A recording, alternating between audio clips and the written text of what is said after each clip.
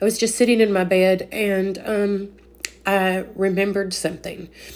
And this is a story that I haven't shared on here, and I just felt like I needed to get up and I needed to tell it. Like, I ain't having time to put makeup on or prepare for this in any way, but it needs to be told, and it's for somebody.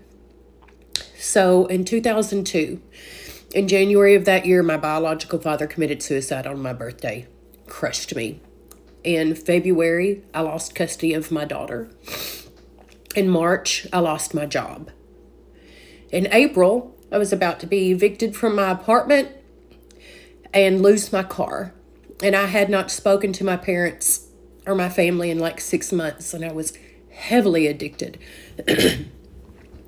In April, I also got pregnant from a one-time thing, and I didn't know what to do. But I remember thinking and having this overwhelming feeling like, this is not going to work. I can't have this baby. I can't even take care of myself. I've lost custody of the one child that I have. My parents don't speak to me. There's absolutely no way that this is going to work. And so I scheduled an abortion because that made sense to me. It made sense to let this child stay with Jesus, was my thinking. Let this child stay with Jesus and not bring it into my crazy life, because my life was in shambles. Absolute shambles. I was so addicted. I was losing everything. I had no support because my life was a wreck. So I scheduled an abortion. And I remember a few days before the abortion was supposed to take place, I just remember falling on my knees in my apartment because I was so scared. Like, what if this is the wrong decision? And I remember telling God, I was like, God, I don't know what to do. I really don't know what to do. I don't know if this is the right decision or not. Like, is this wrong? It just almost seems wrong to let this baby come into my life, to already put it at a disadvantage, or to just let it stay in heaven with you where it's beautiful and peaceful and it won't have to come into my mess of a life. I was like, but I don't know what to do, God. And so you've got to let me know something one way or the other. Like, I need to know in my heart what to do, because right now I'm mad and I'm angry and I don't want this baby. And I'm pissed off that I have this decision to make now. So God, you've got 3 days to let me know what to do. And that was that. And I was going to work at the country club for a golf tournament. And nobody knew I was pregnant there. Nobody knew that I was struggling with this. And so I would sit at my tent, and when people would come, I would give them their drinks and we'd make small talk. And then when it would leave and I would have a moment to myself, I would just put napkins under my eyes and I would just start crying because I didn't know what to do. And then all of a sudden there's a guy that comes up, and he comes up to me, and I had worked for him a couple years ago and hadn't seen him in a couple years. And he walks up to me and he gets his beer and he goes back to walk back to his golf cart, and he stops and he turns back around to come towards me, and then he stops and he goes back to his golf cart and he sits on it, and then he gets up from the golf cart and he comes over there to me and he says, Angela, I just had to tell you something.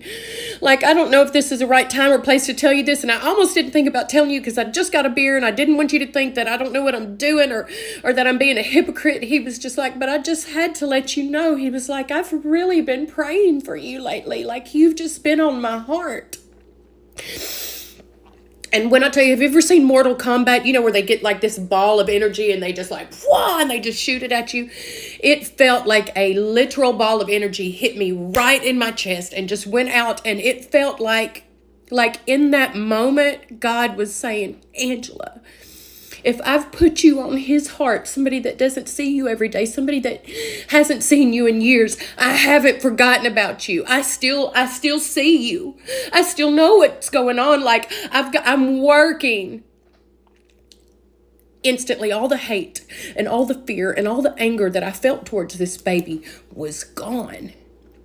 And it was as if God was saying, Angela, when Moses stood at the Red Sea, he had no idea how he'd get across. He didn't know it was impossible. Like, he had no way to get across. All he had was, his only option was me. Angela, this is your Red Sea. Your only option right now is me. If you'll just let me work and let me do something, I'll part this Red Sea. I'll get you and this baby across. And so I just looked at him and I started crying. I was like, you have no idea how perfect your timing was. You have no idea how bad I needed to hear this.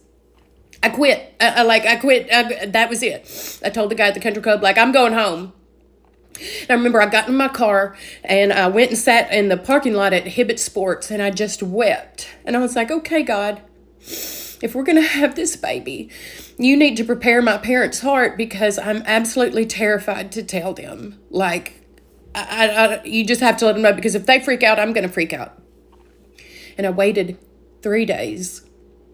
And 3 days later, I drove up to my parents' house for the first time in 6 months or more. And I walked in and my mama looked at me and she said, Angela, what are you doing here?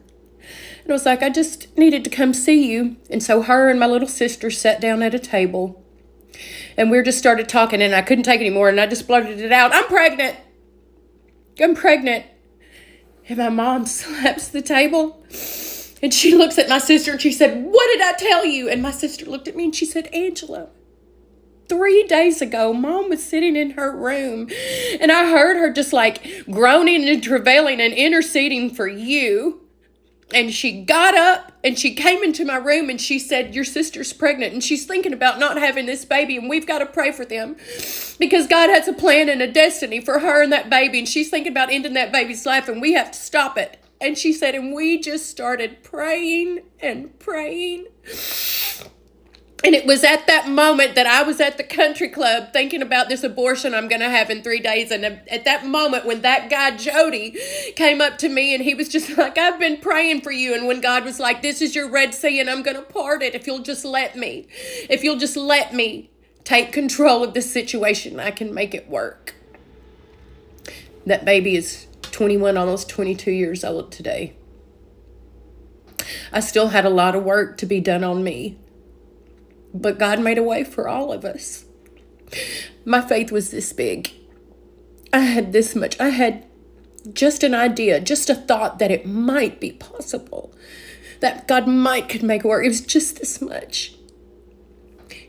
If you're in that situation and you just have just this much and you think it might be possible, that God could make a way, that it could work out, you take that and you run with it. And you give him the opportunity to show up and show out in your life and just show you that he is a God of working the impossible. That's what he specializes in. If he'll do it for me, he can do it for you. I hope you guys are blessed and I hope you have a wonderful, beautiful day.